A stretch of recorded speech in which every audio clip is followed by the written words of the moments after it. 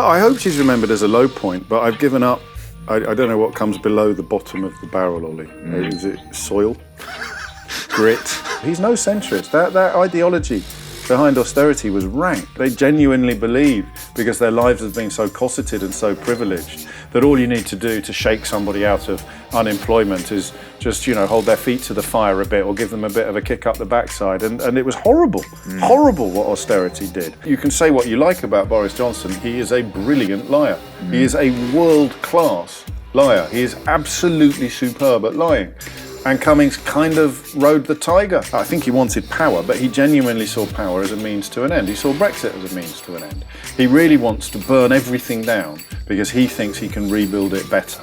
Now that is clearly as mad as a box of snakes. We were a country where reputation mattered, where honour was something that people value. These are dishonourable people. James O'Brien, welcome back to PoliticsJOE. Ollie Dugmore, thank you for having me. How are you? Very well indeed. How are you? Yes, very well, thank you. Good. Very, very well. For the minority of British people who don't know who you are, how would you describe yourself? I'm a radio host who more recently has written a few books, but I like to think I'm an entertainer first. Oh, yeah, of course, yeah, I'm an entertainer, yeah, very good. Thank you. Hanging out with Stuart Lee as well, very rock and roll, rock and roll at the moment. We're talking because James O'Brien's How They Broke Britain is out now. A rogues gallery? Yeah, it's a nice description, a sort of charge sheet as well. It's not just sort of opinion. In fact, there's not that much opinion in it, which is rare for me. It's detail, evidence, receipts of how this crazy thing has happened, or rather how we became a country in which lots of crazy things could happen. It's a series of portraits, descriptions of malicious actors, shall we say, in British society. Or just idiots. So, I mean, Liz Truss gets a chapter. So, accidentally malicious as opposed to deliberate. And I suppose then probably you wouldn't want to describe them as great figures in history either, to coin a phrase. No, probably not. I mean, that thing I've only recently been reading about great men in history isn't always a compliment, is it? It can just mean people that had a big impact. So there's certainly that. But I don't think there's many people in there who have done much to be proud of. Not that will stop them congratulating themselves on their importance and relevance. Absolutely not. It begins with Murdoch, it ends with Truss. Yeah. If you were writing it today, would Suella Braverman have a chapter in there? No, not quite. She's more symptom than cause, I think, like a nasty rash or scabs. Because she's very much an exemplar of what can happen when the ecosystem has been corrupted. So I use in the introduction, actually, her and Dominic Raab to demonstrate the kind of flotsam and jetsam that has managed to rise to the great offices of state in an almost still incomprehensible or at least unprecedented way. To be Foreign Secretary or to be Home Secretary or to be Deputy Prime Minister, you would previously have to be a Michael Heseltine or a Roy Hattersley and now you can be Suella Braverman or Priti Patel. When I started writing the book, or when I came up with the idea for the book, I thought Priti Patel would be about as low as we could go. But then up pops Braverman, who does all of these disgusting things for the reasons that are explained in the book. But I think she, as I say, she's more of a consequence of the corruption than a cause of it. How do you think she'll be remembered then? As a symptom of the corruption of our system, or perhaps as more malign than that? I hope she's remembered as a low point, but I've given up. I don't know what comes below the bottom of the barrel, Ollie. Is it soil? Grit?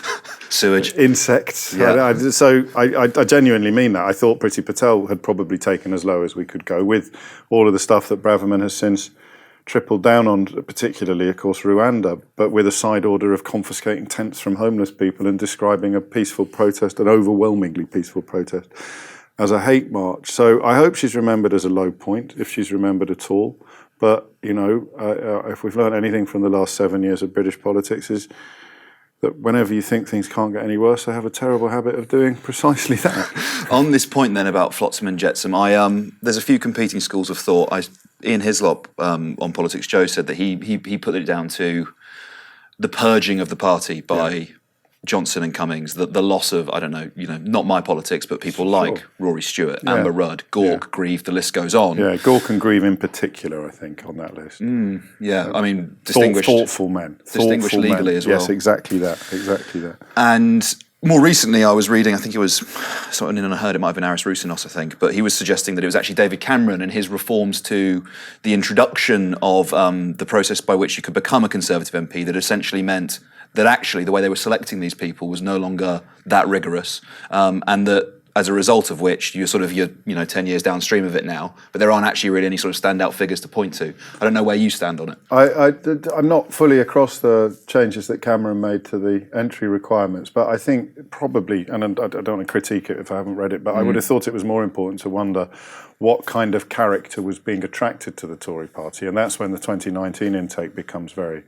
pertinent. Obviously, this wouldn't include Braverman, but you think of some of the sort of most bizarre holders of Lee, what's his chops, 30p Lee, is Deputy Chairman of the Conservative Party calling for the abandonment of rule of law. That's a really good example, actually, of how low we've been brought to the point where we just sort of chalk that up as another crazy thing, rather than an absolutely epochal resignation issue, which it would have been as recently as 5 years ago. So the kind of person that's come in 2019, I don't know that you would have kept out previously people like Braverman, and there were still some good people joining, until 2015. I think that's probably when things began to change, and you see the evidence with people like Brendan Clark-Smith and Jonathan Gullis and Lee Anderson of just how desperate they are, really, just how awful you can be and still be selected as a parliamentary candidate. I struggle with Anderson because I lean towards the tendency to say that he's emblematic or broadly representative of what the modern Conservative Party is, but I almost feels too simplistic. But then you go, well, he is the deputy chairman of the party, and he can say things like "fuck off back to France." He can say things like "let the planes fly," regardless of the law, and the fact that he remains in post, it lends more credence to the argument that actually he's not an outlier, he's not fringe, and actually he speaks to something broader within the Conservative Party. So it's well put, because you think initially that Sunak has put him there in order to kind of keep that lot happy while I get on with the business of being a proper Conservative. But the longer it's gone on, the more they seem to be converging on the same ground, or Sunak seems to be tacking towards Lee Anderson, because he is going to try to ignore the laws, or he is going to try at least to render Rwanda a safe country by passing a parliamentary motion that says it's a safe country, even though it's an unsafe country, which is great, The mayor in Jaws says, we'll pass a law, the water's safe. Yeah, exactly that. You sit here, we've done it again. So we've been here 5 minutes, that's 3 examples of things that just should not happen. Yeah. Because Britain is broken. We don't clock how extraordinary they are, these events, these moments, these individuals. Is there a moment for despair then in that place, that we're swamped by examples like that? Yes, but oddly, since I finished the book and being asked questions about it, and one of the most common questions is either the one about despair or the one about hope, because it's the hope that gets you. Always. Of course, it is. They can deal with the despair. The worst bits of it have happened quite recently. So, I mean, there's several starting points, whether it's Murdoch getting hold of the Sun or the News of the World, or the Times, probably more significant, or whether it's Cameron bringing in austerity, or whether it's Brexit itself, or whether it's Johnson. For me, the really bad stuff begins in 2019, not in 1969.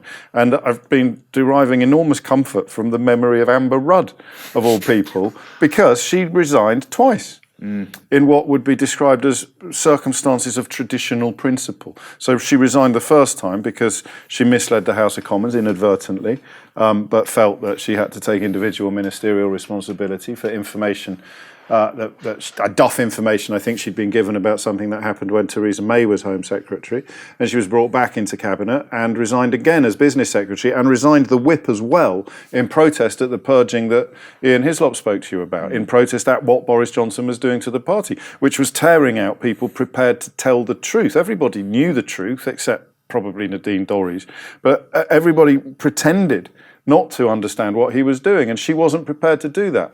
And that was in 2019, I think, October, November 2019. So that's 4 years ago, almost to the day. And therefore, you can have hope. You can keep despair at bay by thinking, there's 30 years worth of incremental corruption in the book, but the really bad stuff, the Prime Minister lying to Parliament and then lying about lying to Parliament, and then being rewarded with a column by Paul Dacre at the Daily Mail and a TV show by the fellow that funds GBBs.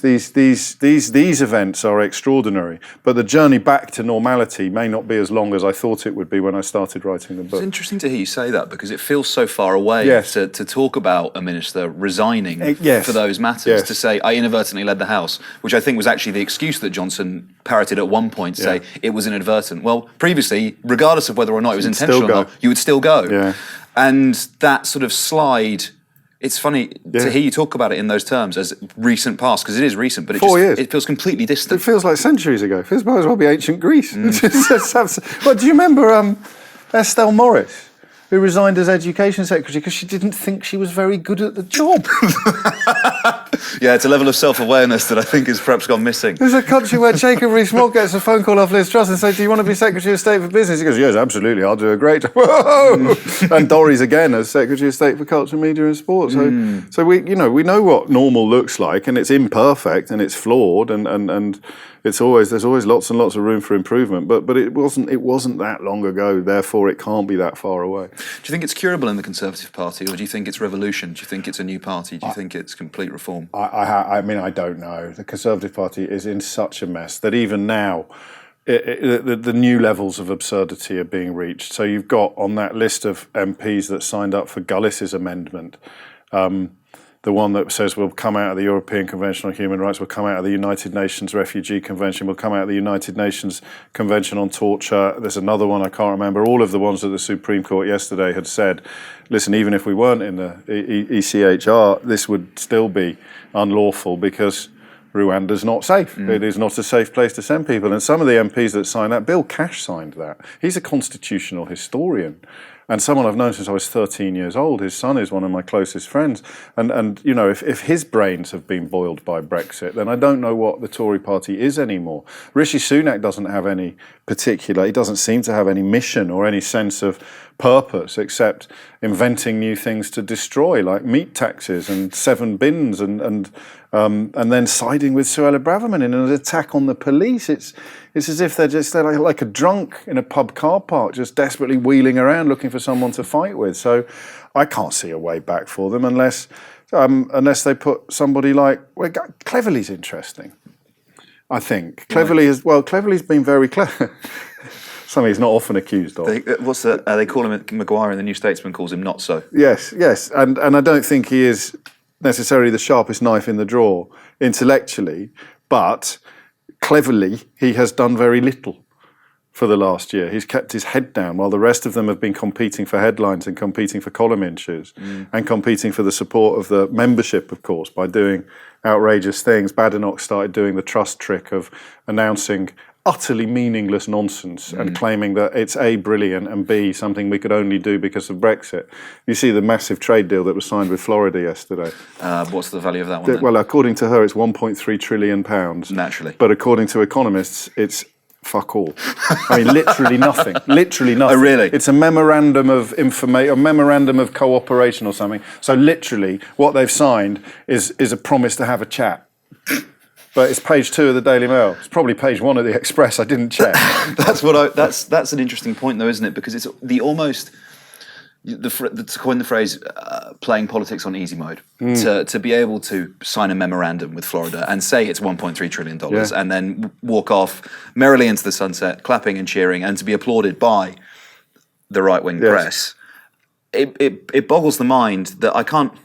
This talk of destruction, this talk of wipeout, that the Conservative Party will disappear or become something else, whatever it is, I find hard to believe because the environment in which it exists is one that's generally supportive of it. It's one that fosters either characters like Badenoch, like Truss, like whoever the next person is that's going to come along and tank the economy.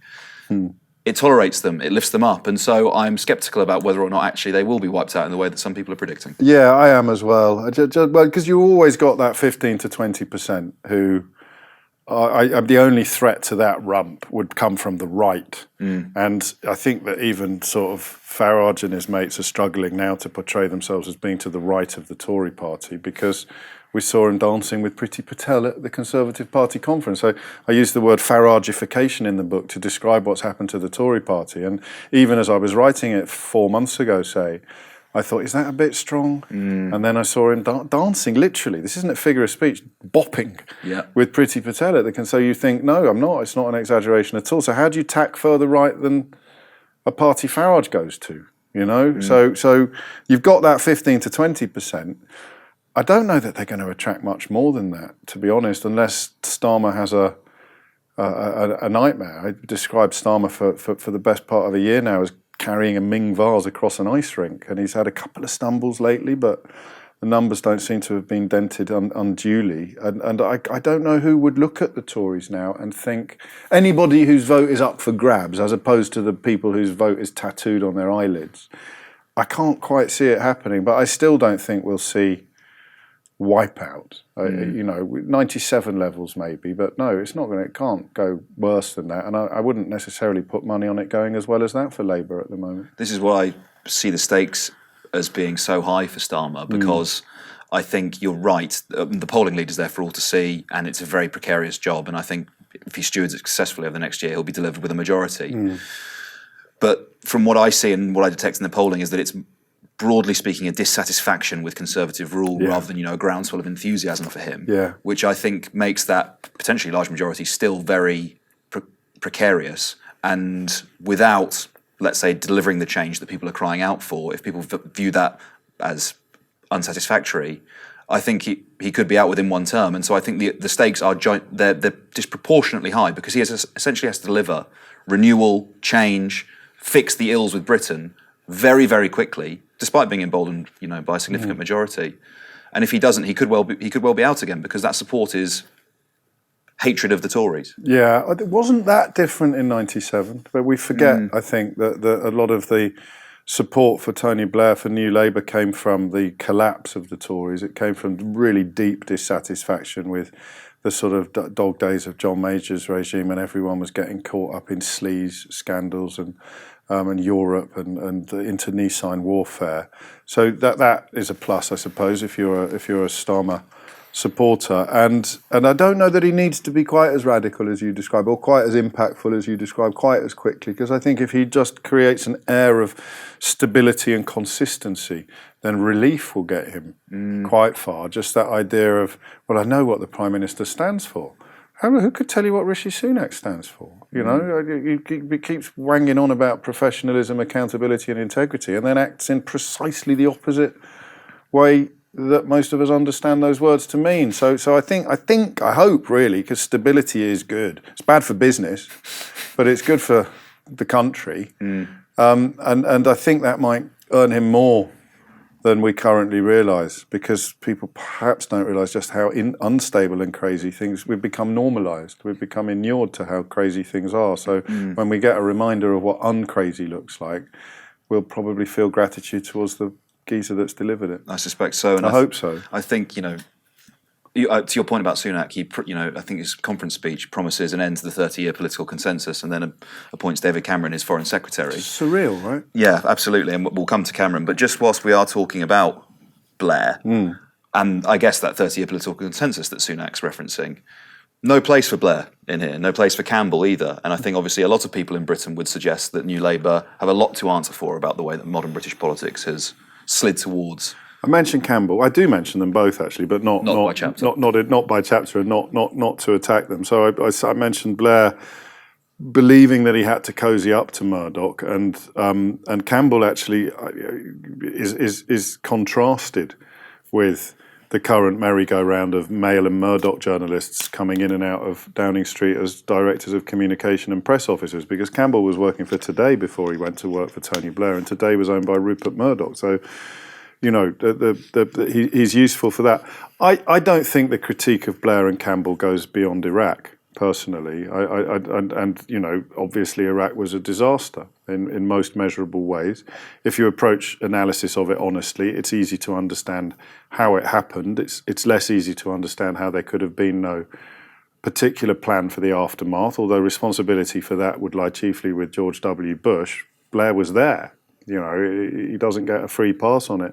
And so in terms of trying to perhaps bully the media, Campbell would have a case to answer, but he would have seen that as his job. What I describe here is a cross-fertilisation of the media with the government. And that's very different. You know, there'd have been no way that Rupert Murdoch executives were sending private messages to Tony Blair saying, I can't wait to work with you, which is what happened with David Cameron and Rebecca Brooks. So, I don't know, they weren't really contenders for chapters. And as I say, beyond Iraq, I think the legacy is pretty solid, actually. I think it's pretty healthy. If we were to interrogate Campbell a little bit, perhaps you would make the argument that the slide in trust between the Downing Street comms operation and the media perhaps can charter some of its foundation back to his time as the director of comms, that the distrust, the confrontation perhaps, and the nature of the professionalisation of the sort of the comms machine, if you like. Yes, but I'd see that as a sort of finessing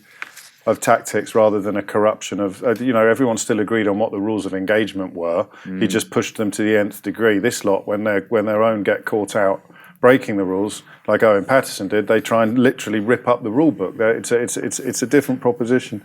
Also, I don't know whether you find this, but if I meet people, I generally like them. So I try very hard not to meet people. My podcast now, it's only people I want to spend time with. I won't interview politicians that I don't think I like, because I end up quite liking them. I like Alistair, so I don't know if I'm giving you honest answers to these questions or whether I'm sort of reverse engineering. And if I'd never met the fella, maybe I'd be a lot more critical of him. But I really like him. So that's really interesting. Do you get that at all? Yeah, totally. Yeah. It's because we're soppy, right? Yeah, well, I think there's a bit of that. I think it's one of the. Yes, I'm totally the same. I'm friends with very few politicians based on a personal level because I think it stops you from wielding the knife. Yeah. I don't like the nature of the Westminster kind of, oh, sorry, old chap, I did you over on the front page, but I'll buy you lunch tomorrow. Yeah, exactly that. Especially not now when the stakes are so high and we've fallen so far. The idea that you will go for a drink together after you've done something that I consider to be absolutely heinous, like misleading the late Queen about the proroguing of Parliament or lying, holding the House of Commons in contempt. I find it. Yeah, I do. I find it absurd. I have this problem with Cleverly, who I just spoke warmly of a moment ago. As I sat next to him on the one-show sofa, and I liked him. Yeah, and therefore I worry that I'm critiquing him through rose-tinted glasses. But I'm pretty sure that compared to Suella Braverman, Cleverly's all right. But compared to Suella Braverman, I think that Genghis Khan was probably all right. Yeah, and it's interesting you say about Cleverly. He's one of the only Conservatives who's granted us extended interview time. There you go, with him. you see. I went and walked his dogs with him, Yeah, went to the pub he's with him. human, right? Yeah, absolutely. Yeah. And I'm now sat here wondering the reason I think We're that about him. We're finished, He's got it. He's sussed it. He's sussed it. He's the next Prime Minister. Played us both like old pianos. Okay, so you're right. Suella's out, Cleverly's replaced her, and David Cameron's in. And it's been heralded as the kind of return of, if you like, the sort of the adults are back in the room, the kind of socially liberal conservative is back, and that's how Rishi Sunak will fight at the next election. Should we believe people who say that's the case? Extraordinary. You could, for 10 minutes. It's like when he said professionalism, accountability and integrity, and you're so desperate for some relief from the Johnson Truss period that you think, oh, good, I'll give him the benefit of the doubt. And 6 hours later, he puts Braverman back in the Home Office 6 days after she's been fired for an egregious breach of national security that I think she has been very dishonest about subsequently. So, again, he sacks her, and you think, that's good, he's called time on the culture war. And then he makes Esther McVey Minister of Woke Finder General, but... Common sense, please. Sorry. But she's got no power. So, as with 30p Lee, their job is to shout at the clouds. Whereas Braverman had power. So when the Home Secretary is saying, let's confiscate tents from homeless people and find the charities that give them, and she's describing, grandmothers from Surbiton as hate marchers, and she's dreaming. The dreaming stuff was so weird, wasn't it? Dreaming of planes. It's my obsession. Yeah. That's different. So is he just putting those people in place to keep the sort of gammony wing quiet, and then going into the next general election, expecting to lose, but being able to look himself in the eye again and say, at least I fought it as me, as a socially liberal, fiscal conservative? I don't know, actually, because then, yesterday, he announces this plan to change the law to establish that the moon is made of cheese or that the earth is actually flat. And you sort of think, well, so that adds to the theory that he just doesn't know whether he's coming or going from one day to the next. So it seems to me perfectly plausible that both things can be true at the same time. He does want to detach himself or distance himself from some of the craziest elements of the culture war, the so-called culture war, but at the same time he keeps getting dragged back into it by events because if in danger, case of danger, break glass kind of thing for him. He can rile up, he get nice front pages from the papers that he needs the support of by giving them what they want, and what they want is the stuff he doesn't really want to be doing, perhaps. And does David Cameron fit that mould of a moderate, of a centrist? David Cameron's no centrist. This is a great kind of myth about, he looks a bit like a centrist because of the company that the Conservative Party has kept since he left, but it's a brilliant bit. It's not mine, it's an economist, and Emily Maitlis picked up on this on Twitter yesterday. I'd forgotten about it, and Maitlis, she knows what's what. She's been around the block. And I found this economist at Warwick University who had tracked the impact of austerity to the support for UKIP.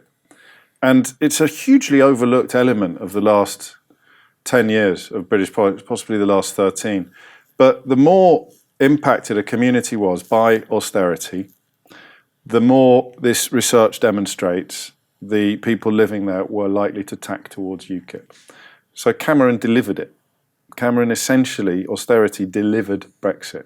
Now, a lot of people think, oh, that's not new, but it's new to show it academically. It's new to bring quantitative or qualitative research to the table and show the links. It's a really brilliant piece of academic research, which some of the people responding to Emily didn't understand the point that she and the economists were making, which was not, oh my God, I had that opinion 10 years ago, call yourself clever, bloody centrists. It was, wow, that's the kind of experiment you need to do. That's the parameters of research you need to establish to do it. So he's no centrist. That ideology behind austerity was rank. You know, Alexei Sayle put it best. He described it as the idea that the global financial crisis of 2008 was caused by there being too many libraries in Wolverhampton. They couldn't wait to shut that shit down. They couldn't wait to take money out of the pockets of the people who were poorest already. They genuinely believe, because their lives have been so cosseted and so privileged, that all you need to do to shake somebody out of unemployment is just, you know, hold their feet to the fire a bit or give them a bit of a kick up the backside. And it was horrible, horrible what austerity did.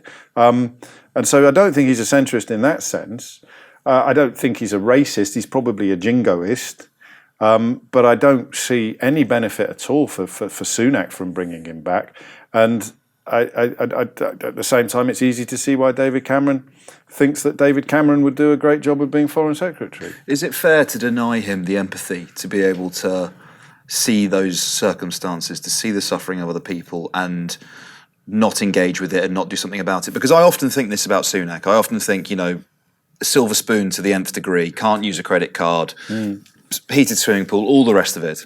And part of me shies away from that and thinks, well, that's just, you know, that's who he is, and actually that should be irrelevant to your analysis of his politics. Yes, of course. Then Tony Benn was a Viscount, wasn't he? Yeah, you know. Well, or something else. I'm not entirely sure, James. But then again, these titles perhaps aren't necessarily the most relevant. I've been reading the Telegraph. But the idea for me, I think it does have to have some relevance, because if you have not only have had no contact with the sharp end of your decision, but just can't even conceive of what it means or how it could impact people, I do think that is a problem. You can if you try. I think you can conceive of it if you try. And they don't try. They don't even begin or seek to imagine what it would be like to run out of or rather to run out of money before you've run out of month, you know? And it's not very hard until it is. So, but you can't have nothing, like literally nothing. So you hear people who do what we do on LBC and other presenters, and they can't believe that someone can't afford soap. Well, don't be ridiculous. It's only 50p.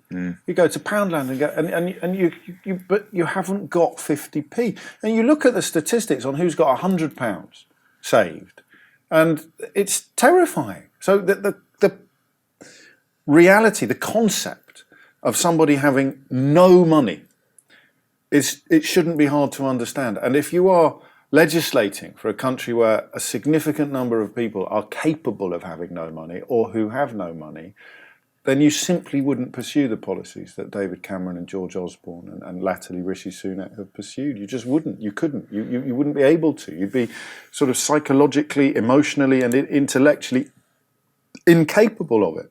But if you never think about these concepts, if you never entertain the possibility that people need to use a food bank despite having a full-time job because the money is running out before the month is, and instead console yourself almost with the thought that they must be spending it all on Tenants Extra or White Lightning, or it used to be flat screen TVs. And you know, there's a reason why that rhetoric bites so deep and stays so present in society. It's because people find it reassuring. So the politicians do it to sort of console themselves or to keep empathy at bay. And ordinary people suck it up because it helps them convince themselves that it couldn't happen to them. So I'm never going to run out of money because I'm not a feckless work-shy layabout. But actually, that's not the case. That's not true. You can run out of money even as you're going to work every day. I get calls on this. Some of them stay with me, and it's not necessarily the ones that you think would stay with you, like the obvious ones about people who are hungry or people who are sleeping in their car. They stay with me, but it's actually that there was a teacher's wife in Cromer, I think it was, in Norfolk. It was Cromer or Great Yarmouth. Okay? And she was talking to me about the children's indoor coats. The coats they wear indoors to keep warm. She was the wife of a teacher. And they wear coats indoors because it's so cold, but they can't wear their outdoor coats indoors because then when they go outside, the cold will be doubly biting. And that, to her, was just completely normal. And she's a teacher's wife. So they are teachers' children. They're not the child of, you know, someone who's spending all his money on fags and booze. And I don't think that David Cameron knows that they exist. And I don't think that Rishi Sunak does either. And I don't get it. I don't understand why you want to go into politics, if not to help the people who most need help. And by help, I don't mean quasi-charity or handouts. I just mean helping to create a society where people don't need to give their children indoor coats. To use a quote, it's because they think they'd be quite good at it. Cameron, why do you want to be Prime Minister? Because I think I'd be quite good at it. That chapter, very unexpectedly, was the one that enraged me most while I was writing it. Because, you know, Farage, Cummings, Johnson, you'd expect them to be the ones that had me spitting nails. But it was actually Cameron because of that. Because of the arrogance married to the complacency and entitlement that just let him treat the country as a sort of, you know, as an exercise in I don't know what he was doing, as if he was just, I'll have a go at oil painting, or I'll take up the skateboard. I know, I'll have a go at being Prime Minister. And it's exactly how he's come back as Foreign Secretary this week, as if, oh, de-do-be-do-be-do, no harm done, I'll have a go at that now. I'm getting a bit bored. Foreign Secretary, splendid. Doesn't cross his mind how utterly detached that is from everybody else's concept of normal and consequences. The idea that you can screw up as spectacularly as he did, and in this ecosystem where right-wing media, right-wing politicians and bizarre lobby groups, secretly funded lobby groups masquerading as think tanks, have created an ecosystem in which none of them bat an eyelid at David Cameron waltzing back in to Whitehall as Foreign Secretary. To try to state the case for him, what do you think Rishi Sunak sees in him?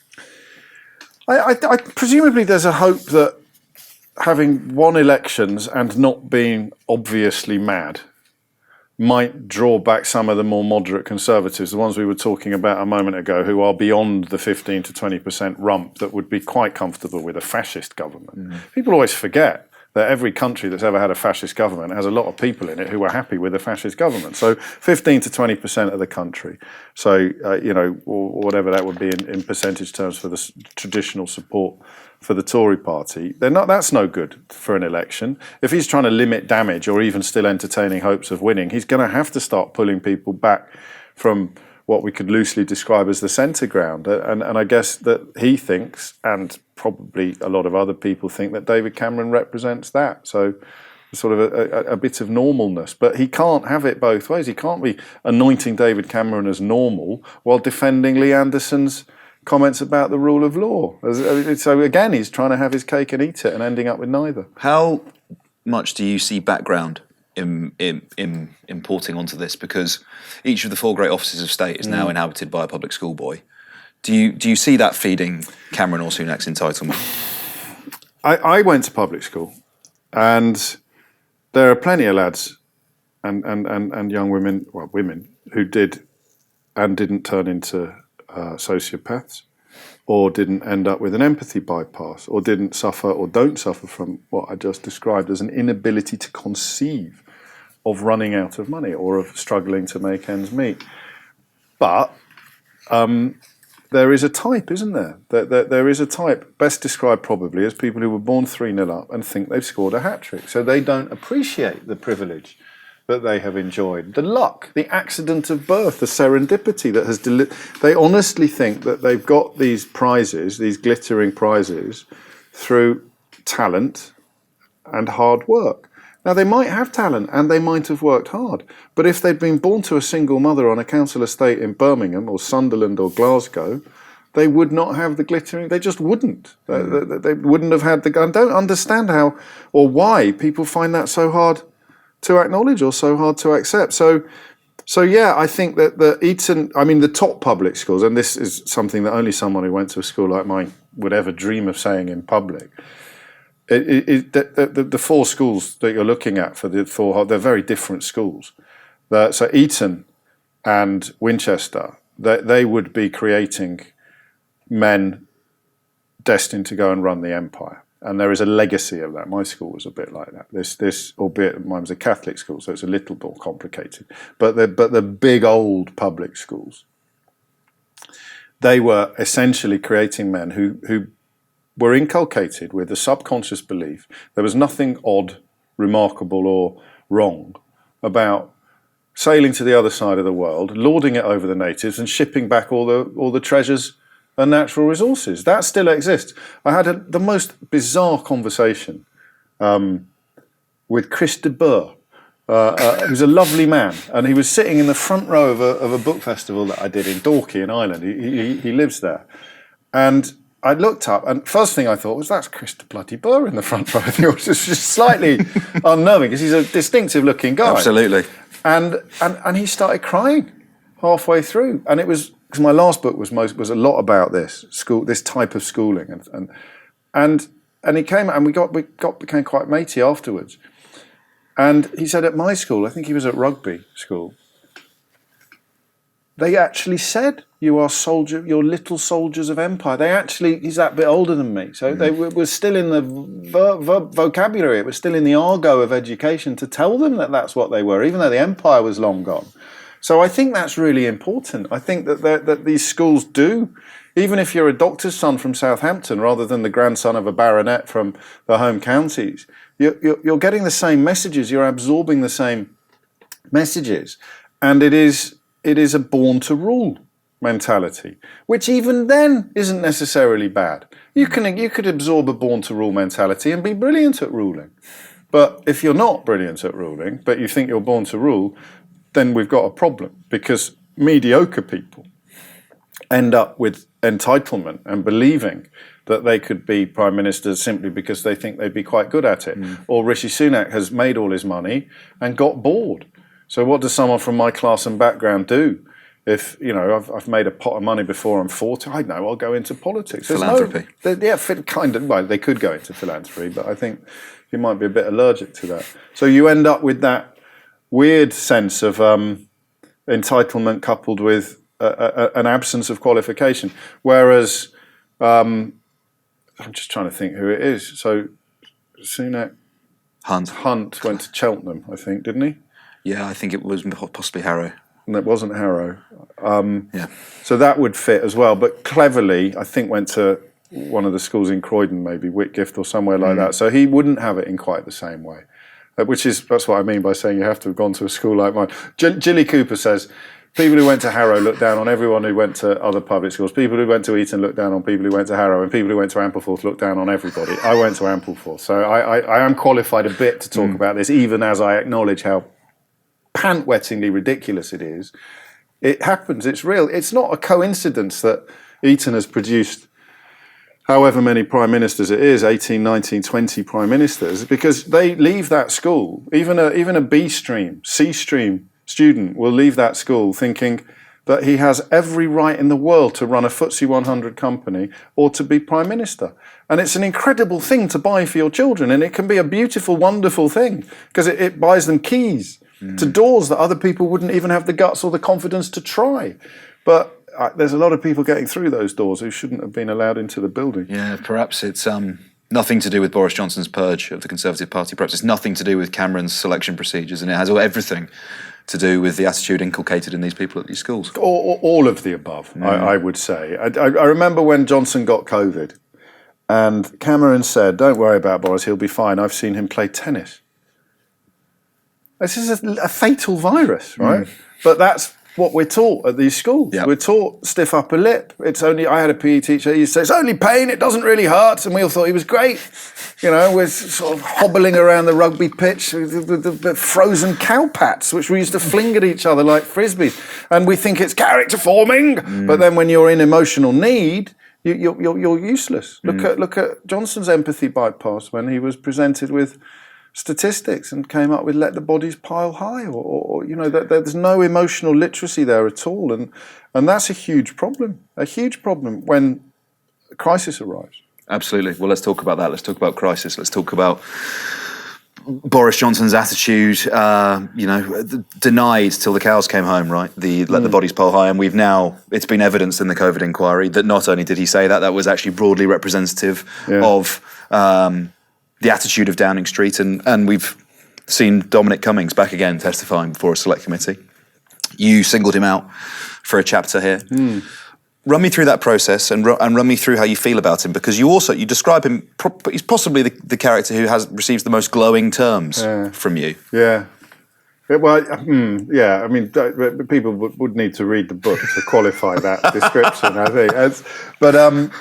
Well, I'll tell you what, the thing about Cummings is that he wasn't in it for himself, not in a traditional sense. He wasn't in it for money or status, or I think he wanted power, but he genuinely saw power as a means to an end. He saw Brexit as a means to an end. He really wants to burn everything down because he thinks he can rebuild it better. Now, that is clearly as mad as a box of snakes, but it's real, it's genuine, it's true.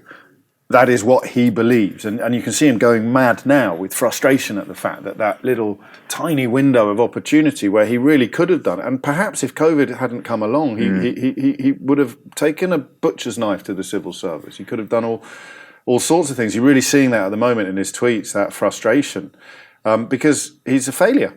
He even failed to get rid of Boris Johnson, but it was other people and other events that got rid of Boris Johnson. It wasn't Dominic Cummings's critiques or revelations. So there's two things that they represent, really.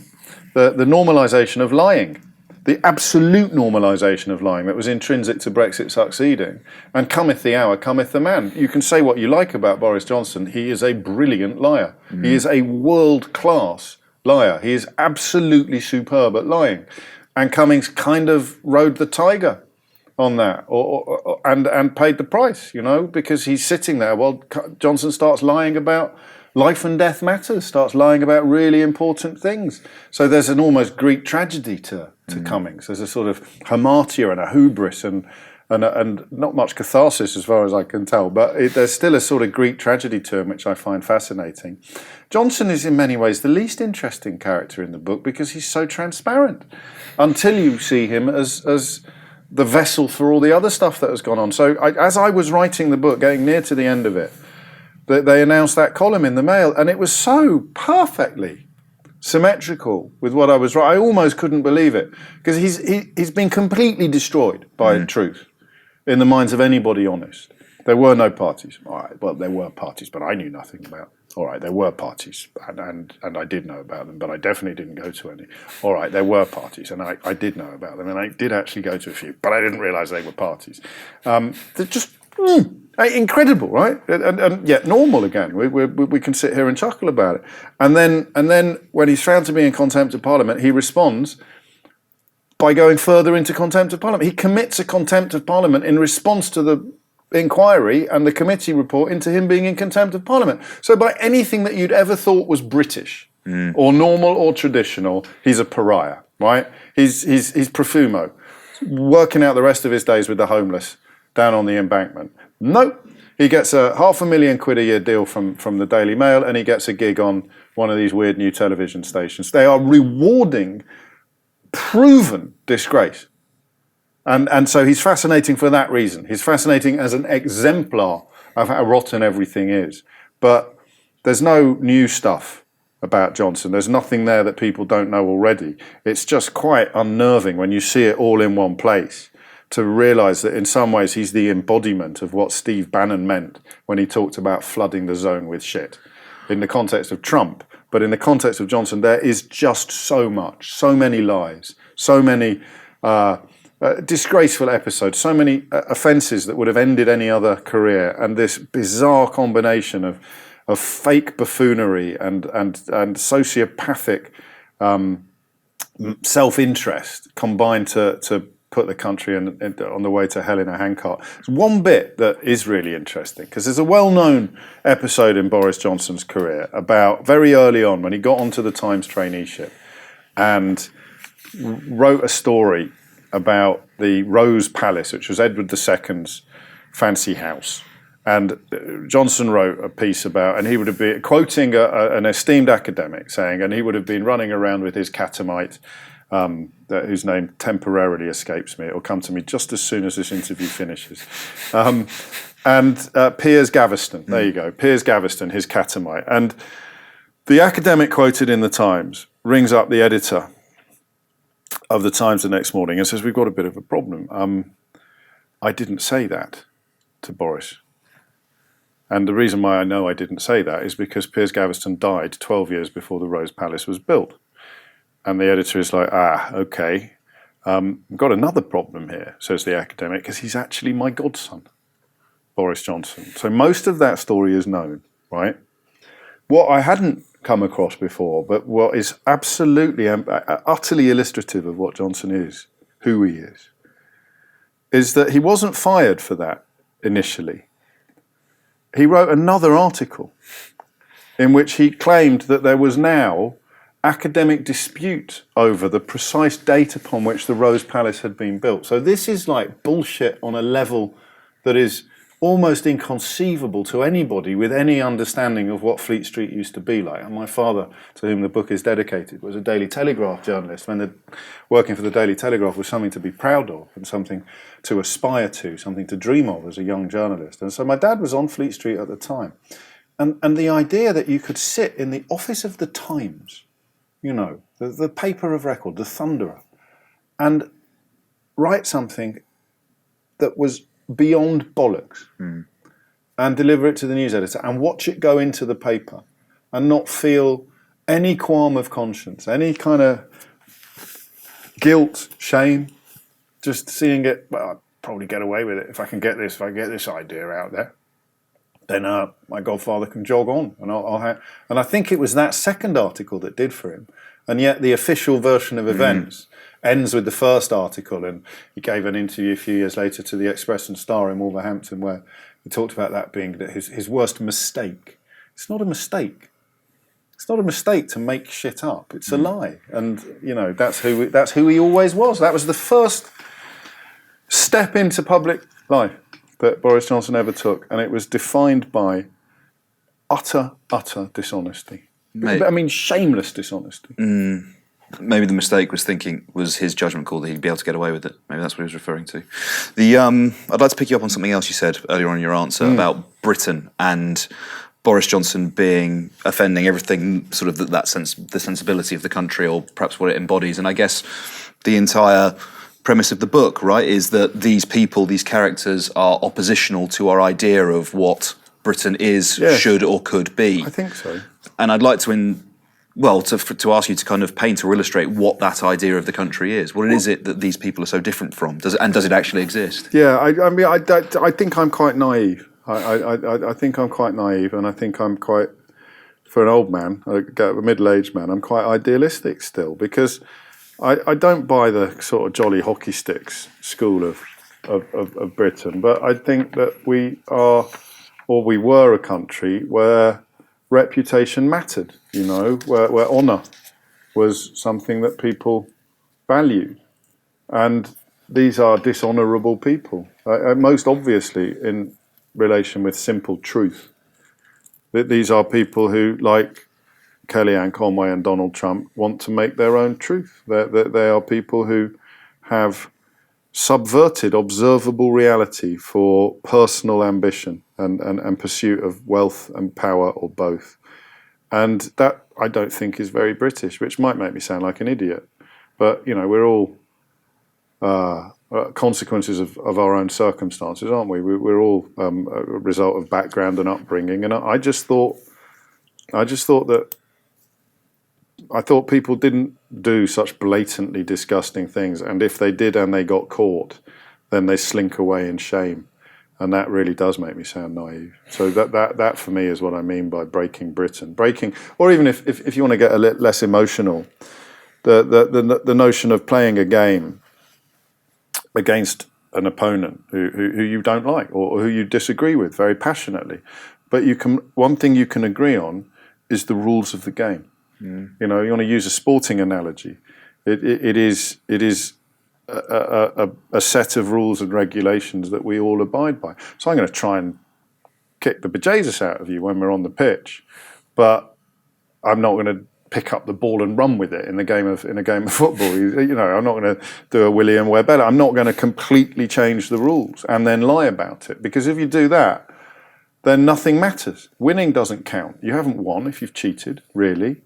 Even if you end up with an 80-seat majority, if it's built on lies, everybody loses ultimately. If you achieve Brexit by lying, or by weaponising jingoism, or by terrifying people about non-existent threats from Polish lorry drivers, these aren't meaningful victories. They're hollow victories that ultimately haunt the population, because the truth will always come out in the end, and there always seemed to be an understanding of that in politics. Even if a politician, a prime minister, did something or held positions that you found abhorrent or repellent, they were sincerely held positions based, they felt, upon observable evidence. When we moved into a space in 2016 where, I remember when Gove said it out loud, didn't he? When he said that the country's had enough of experts. He added from organisations with strange acronyms, by which he meant things like the IMF, which is a international lender of last resort. If your economy goes tits up, it's the IMF who come to your rescue. They came to our rescue in the 70s. So it's just mad. Saying stuff that subverts the truth, subverts reality, and then celebrating when you win. I think that's what I mean when I talk about one of the many things that has broken. It's that relationship between truth, or that relationship between reality and politics. Speaking of which, we'll be watching I'm a Celebrity. In fact, obviously you're referring to Farage going on it, and that is really, again, evidence of stuff I write about in the book. They've been very kind to the world, improving almost every point I make in the book. That COVID inquiry came out the week it was published and proved everything I said about Cummings and Johnson, and Priti Patel and Farage start dancing at conference and prove everything I say about Farage. And the main point of that chapter is that he's Nick Griffin. When Nick Griffin went on Question Time, we all had a fit of the vapours, but Nick Griffin looked a bit weird and wasn't very clubbable. Whereas Farage, I think of them as two karaoke singers with exactly the same backing track, exactly the same song, and exactly the same microphone, but one of them can sing and one of them can't. Farage is just really good at this stuff. He's really good at appearing amenable and appearing likeable while peddling really toxic Enoch Powell-lite tribute acts. And he has done it so well that he's segueing now into light entertainment. And there are very few people who come out of I'm a Celebrity with their reputation tarnished. Most people come out, even Matt Hancock temporarily enjoyed a boost to his reputation after going into the jungle. The only one I can ever think of for whom it went really badly was the woman that used to inspect people's poo, Gillian McKeith, the one who did the faint. But I don't think anyone ever heard of her afterwards. So, I mean, it's what my life is really for the last few years. It's like, here I am being proved right again. Bloody hell, I wish I was wrong. So I suspect it will go quite well for him. I don't know whether I should wish you a few more happy years of predicting things right, or hope that you start getting them wrong, James. I'd love to get things wrong. I really would. I'd love to have been wrong about everything in the book, but I'm not. James O'Brien, thank you so much. Ollie, thank you.